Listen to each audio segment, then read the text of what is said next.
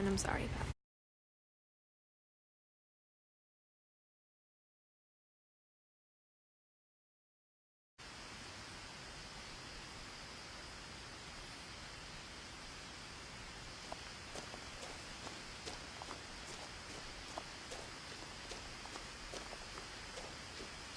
I lived here until I was 11, but I wasn't allowed inside half the rooms.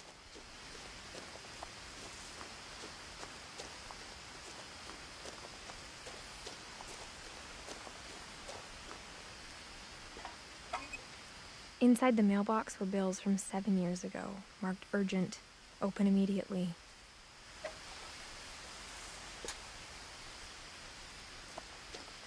I hadn't been back since my brother Lewis's funeral.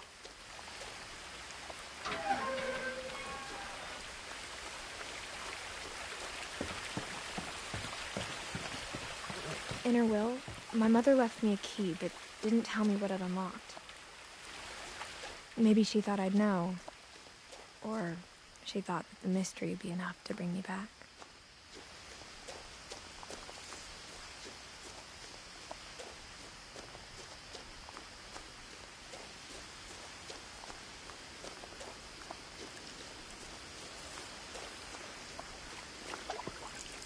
The truth is, even after I inherited the house, I never thought I'd come back to it. But now I had questions about my family that only the house knew the answers to.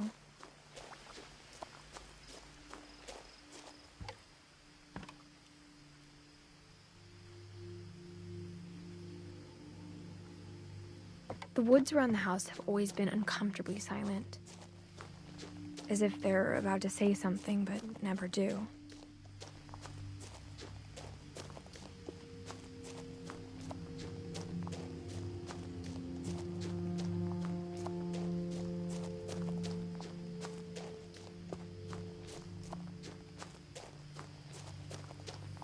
The house was exactly like I remembered it, the way I'd been dreaming about it.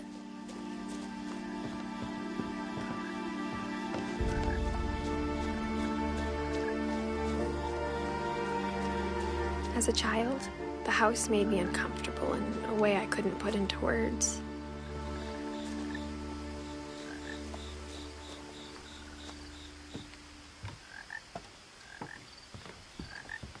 Now, as a 17-year-old, I knew exactly what those words were. I was afraid of the house.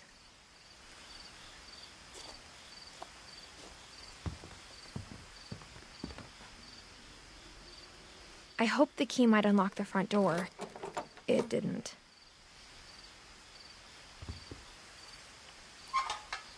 Looking in, I felt like the house itself had been waiting for me.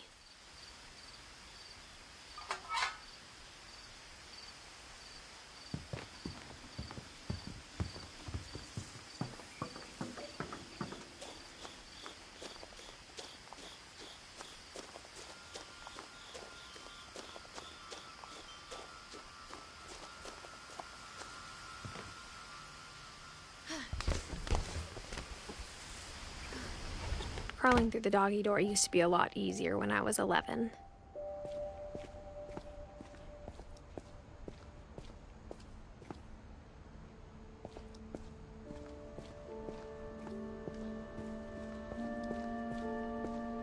For the first time in years,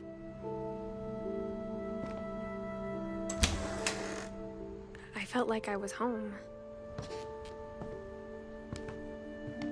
But instead of a family, there were just memories of one. Like how after Lewis started working at the cannery, we all got sick of eating salmon. Except our cat, Molly.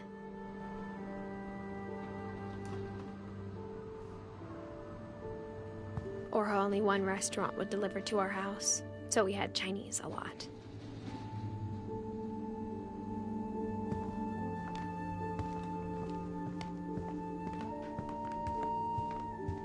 The table was still a wreck from the night we left. It was like a bomb had gone off, killing everyone but sparing the furniture.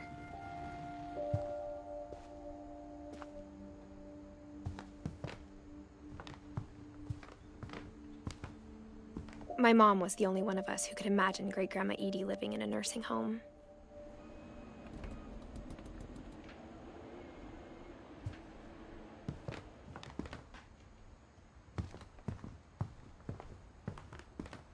Nothing in the house looked abnormal. There was just too much of it, like a smile with too many teeth. Even the fireplace had a story.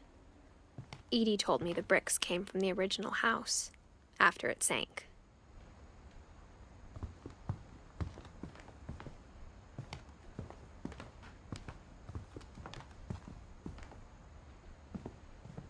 Mom always told me to stay out of the basement, so I wasn't too surprised when the key didn't fit.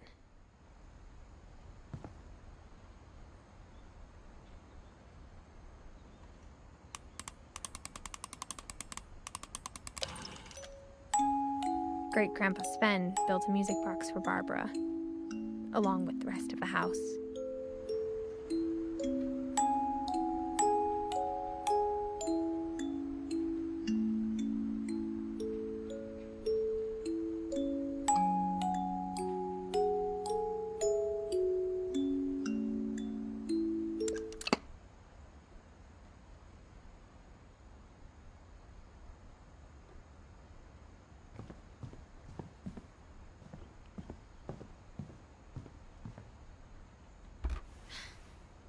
Edie told me once that every Finch who ever lived is buried somewhere in the library.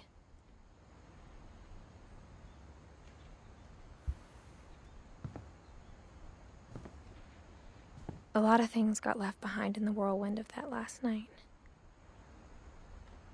My mom wasn't much of an optimist, but she never stopped believing that my brother Milton was alive.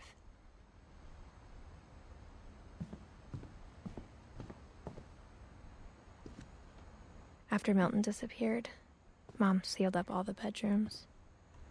Then Edie retaliated and drilled peepholes.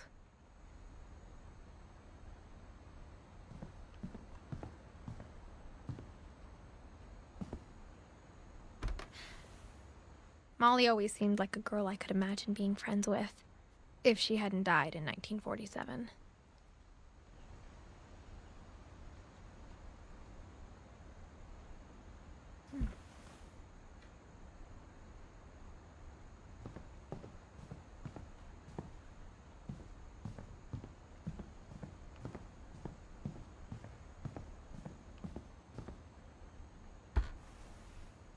The last time I was in Edith Sr.'s room, I was 10 and she was painting my portrait.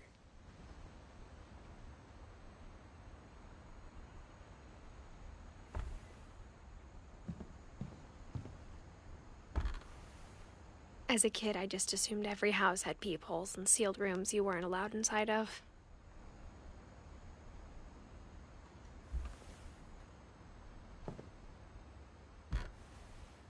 My Grandpa Sam spent 7 years sharing a room with his dead brother, Calvin.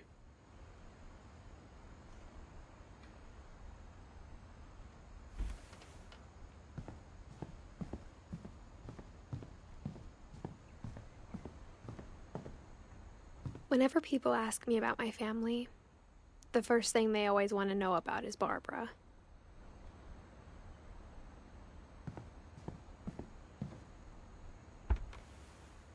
Barbara was a child star for 2 years, until America grew out of it.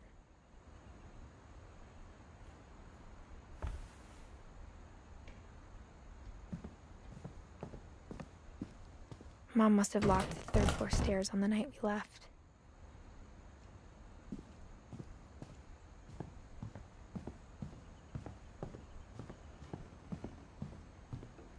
I spent a lot of time playing in Great Uncle Walter's room.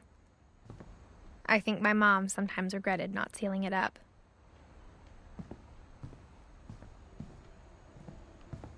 Lewis told me there were secret passages, but I never believed him.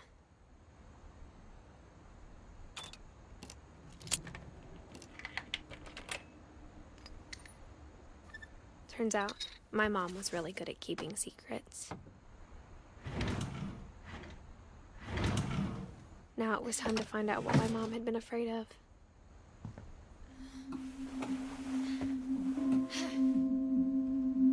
From the paintings on the wall, it was clear my brother Milton had been here before me. Reading this, maybe it sounds like I had a plan.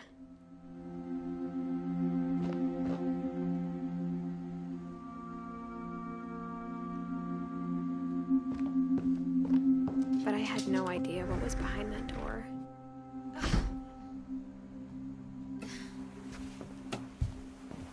Just like I had no idea where all this was gonna lead. I grew up looking at Molly's room through the peephole. Molly's gerbil had a tiny bedroom with its own even tinier gerbil cage.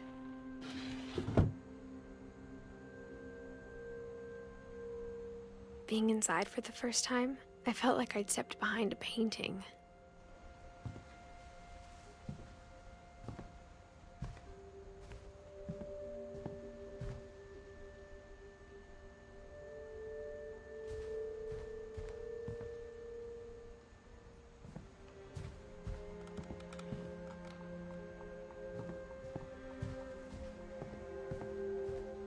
I got the sense Edie had spent a lot of time here. December 13th, 1947. Dear Diary, I'll be gone soon, but I wanted to tell somebody about what's gonna happen. It started when Mom sent me to bed without dinner. I woke up and I was starving, so I looked around for something to eat. The gerbil food was dry, but I didn't mind it.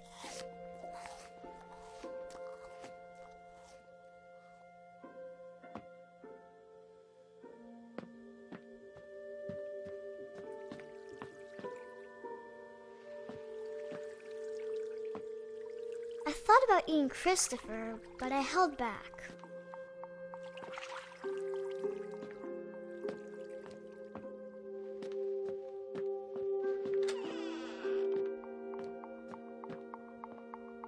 I kept eating and eating.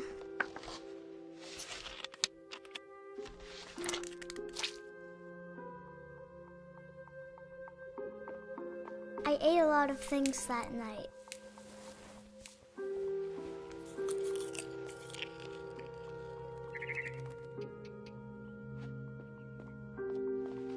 Then I heard chirping outside my window.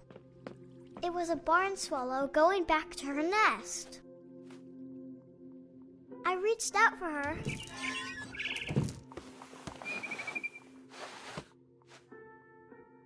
And suddenly,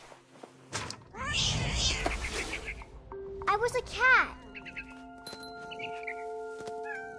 I tried to be quiet, but the bird was really scared.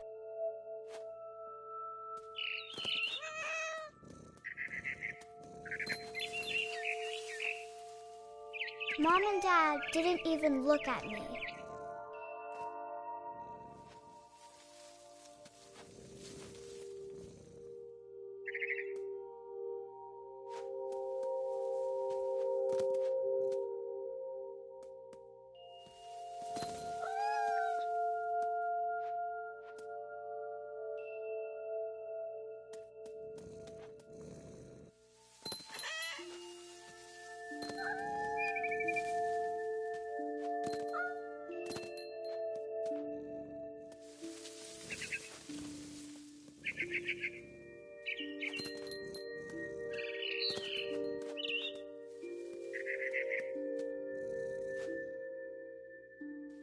I jumped and I almost got her.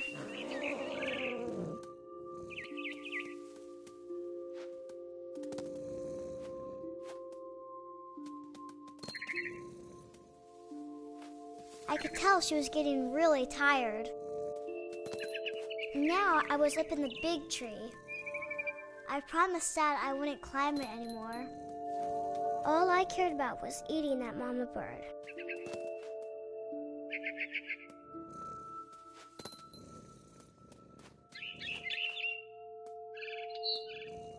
I gobbled her up. And suddenly, I was an owl. First, all I heard was the wind. Then I heard little teeth nibbling in the grass.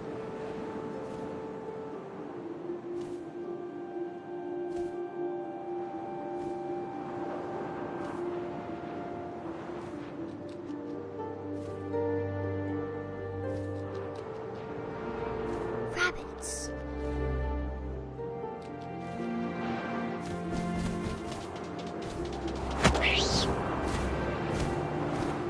I imagined his face looking up and seeing mine through my talons. I swallowed him up, and I didn't chew one bit. Then I flew off to find something bigger.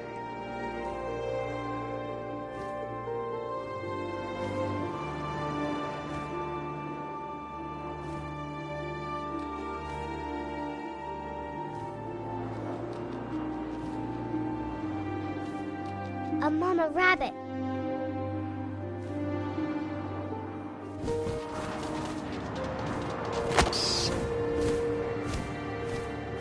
She was almost too big to carry. I started choking, but I couldn't stop eating. And suddenly, I was a shark.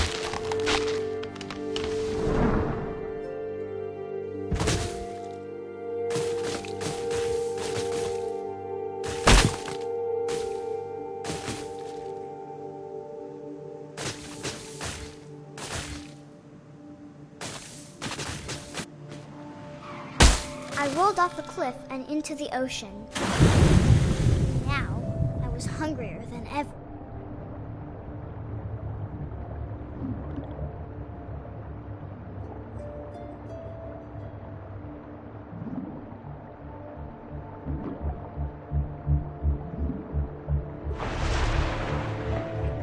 I wanted fat, juicy seals.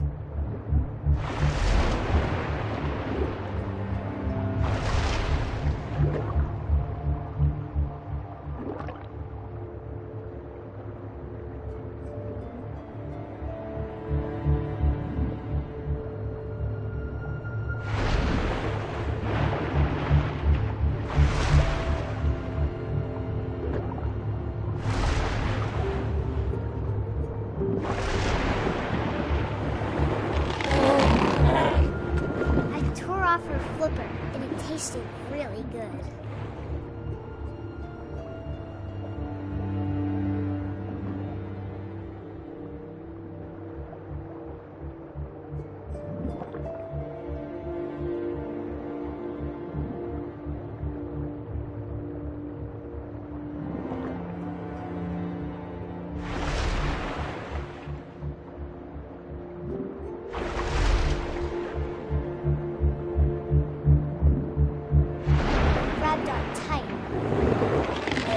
So hungry, I jumped out of the water. When I opened my eyes, everything changed. Now I was a monster, and I smelled people everywhere.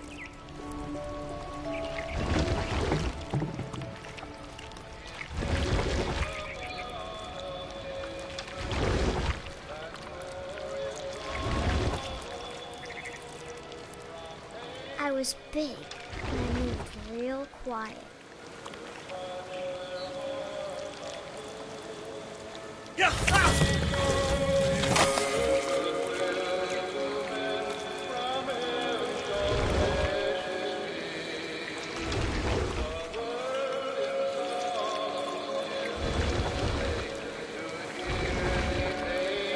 I wanted to stop, but also I didn't.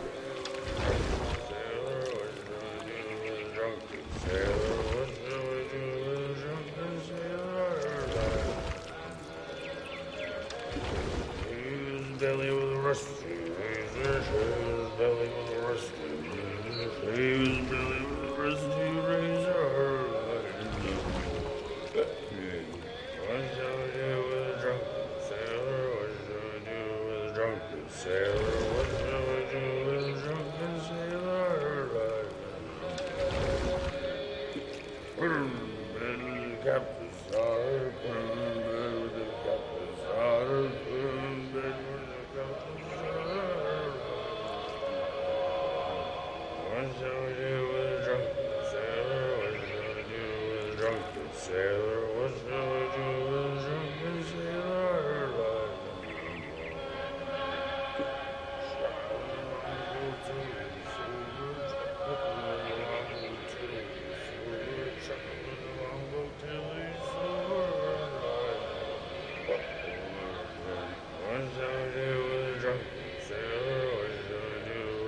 drunken sailor? What shall we do with a drunken sailor alive in the morning? Put him in the scuppers with a hose pipe on him. Put him in the scuppers with a hose pipe on him. Put him in the scuppers with a hose pipe on him. Alive in the morning. What shall we do with a drunken sailor? What shall we do with a drunken sailor? What shall we do with a drunken sailor alive in the morning? Heave-ho, she rises, heave-ho, she rises, heave-ho, she rises alive in the morning.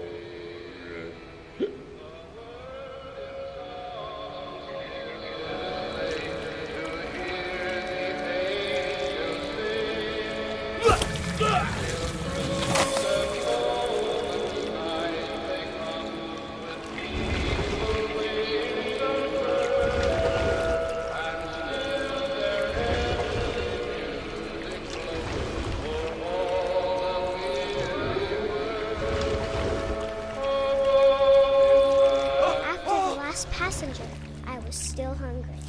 And to cross the water, I smelled something new. Something I had to have, so I swam towards it.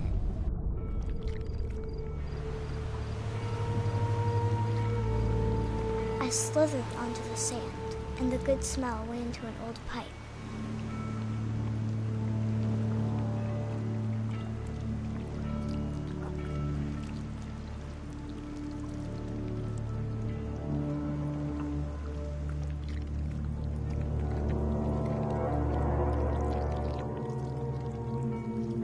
I got closer and closer.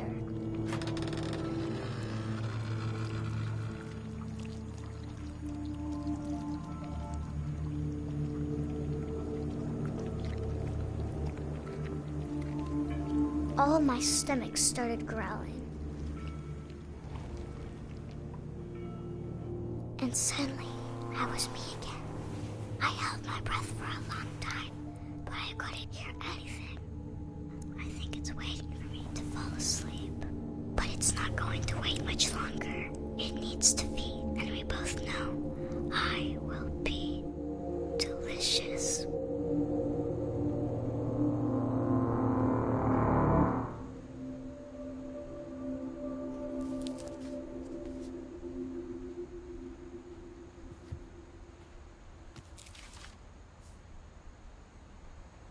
I'm not sure if I believed all of that, but I'm sure Edie would have.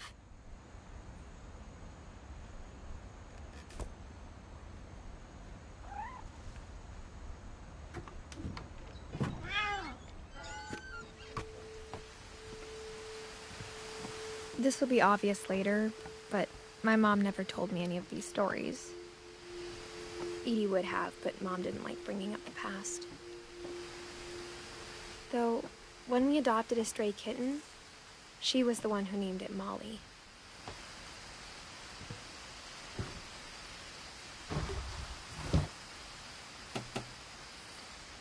I spent a lot of time in Great-Grandma Edie's room. When Edie told people Sven was killed by a dragon, she could also have said he was building a dragon-shaped slide that collapsed. She could have, but she didn't.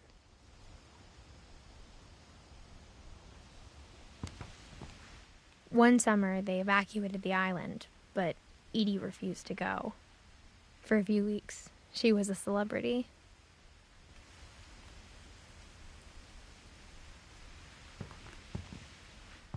I hadn't thought of myself as Edith Jr. for a long, long time. Edie gave a big interview about a mole man living under the Finch house. My mom was furious.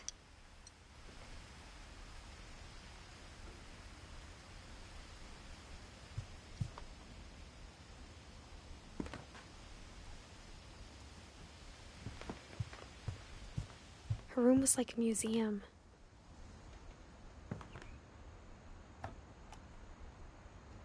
For 500 years, the Finches have been famous throughout Norway for their fortune and misfortune.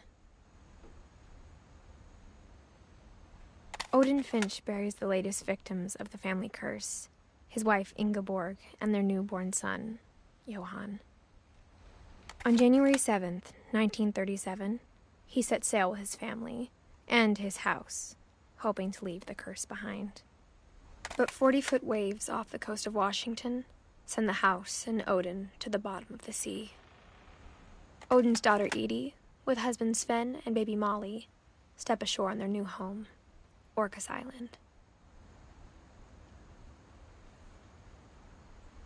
Odin Finch is the first to be buried in the new family cemetery. His daughter Edie is already dreaming of a new Finch house.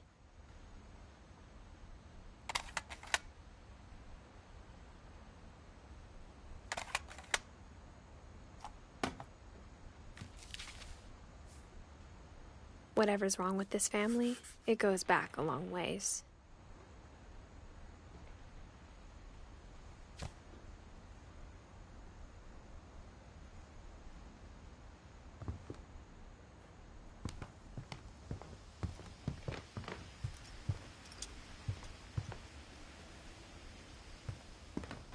Even in her 90s, sometimes Edie seemed a lot younger than my mother.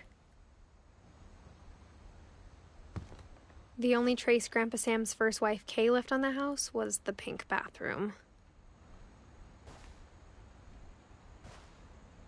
It was a pretty big trace.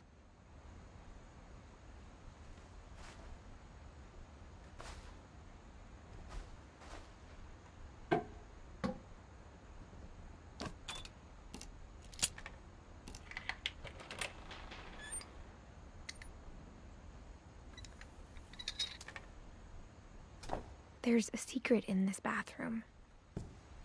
It's in the last place you would look. It isn't in the cupboard. It's hidden in this book.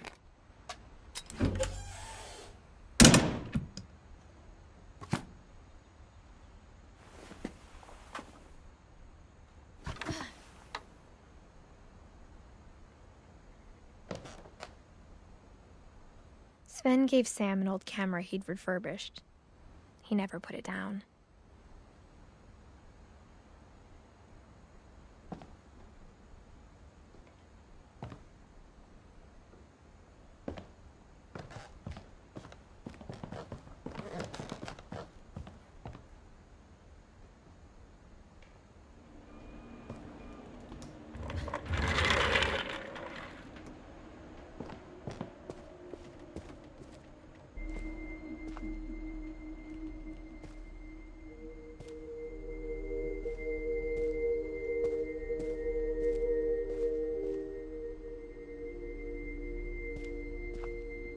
I knew Grandpa Sam had a twin, and that he never talked about him.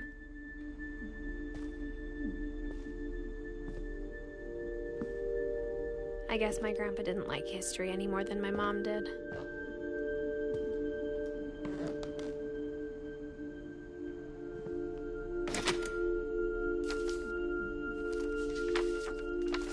How I Want to Remember My Brother by Sam Finch. The thing I remember is that when he made up his mind, that was it. My brother said he'd die before he ate another mushroom, and he did. At Barbara's funeral, we swore we'd never be afraid again, and he wasn't. I think Calvin always wanted to fly.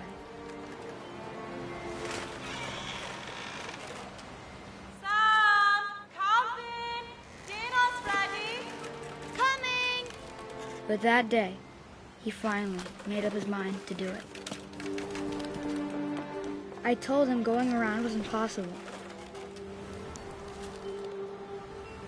Maybe if I hadn't said that.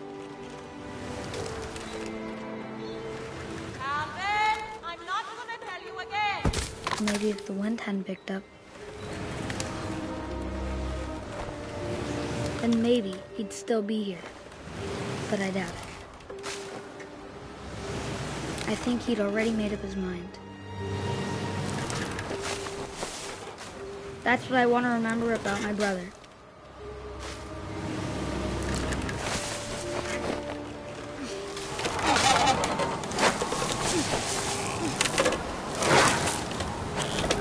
The day he made up his mind to fly.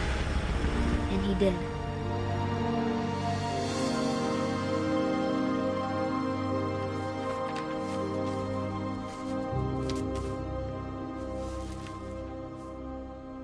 Calvin's story felt strangely familiar. When I was younger, I remember trying to do the exact same thing.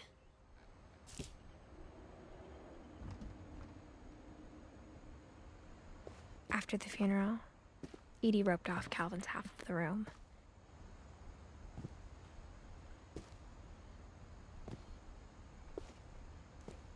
Mom said Grandpa Sam enlisted at 18 and never set foot in the room again.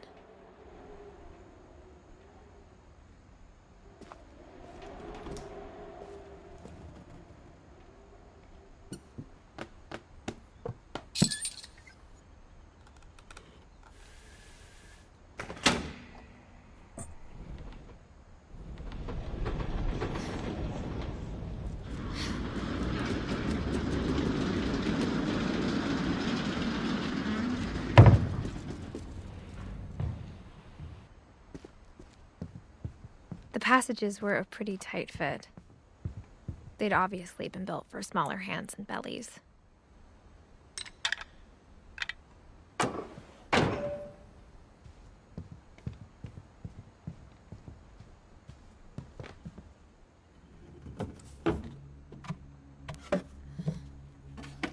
Growing up, I always thought of Barbara as a child star.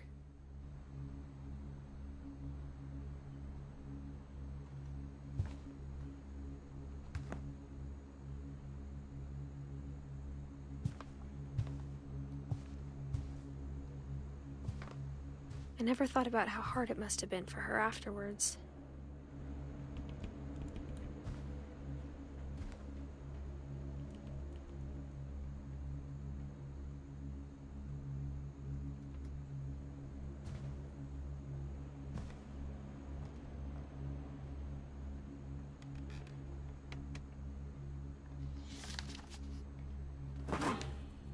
Of all the stories people wrote about Barbara's death, I'm surprised Edie saved this one.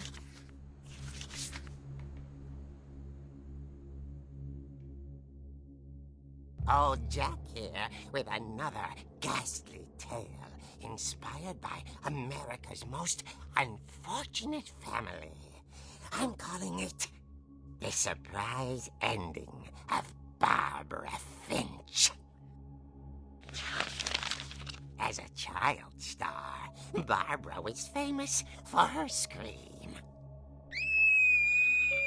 Now at 16, she was all washed up, a has-been. But in a lucky break, she'd been asked to perform her signature scream at a local convention for monster movie fans. It was just the boost her career needed. Unfortunately, her scream hadn't aged well. Getting better. I think you just need the right motivation. Her biggest fan and current boyfriend, Rick, was about to demonstrate when... Now that was a great scream. It was Barbara's father, Sven. He'd slipped into a table saw and had to be rushed to the emergency room. So Barbara got stuck babysitting her youngest brother, Walter. Her convention comeback was canceled.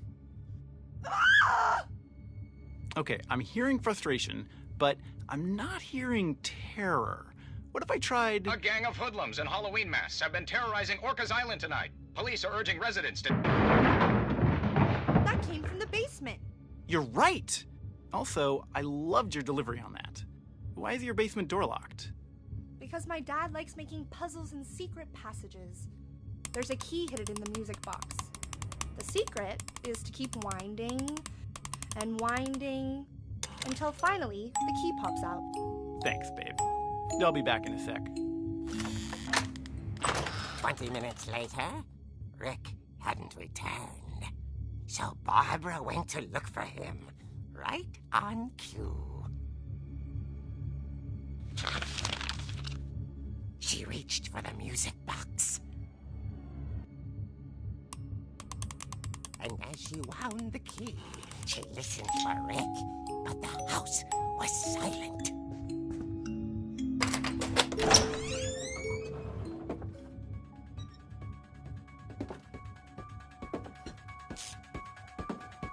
She found Rick's crutch and imagined the worst.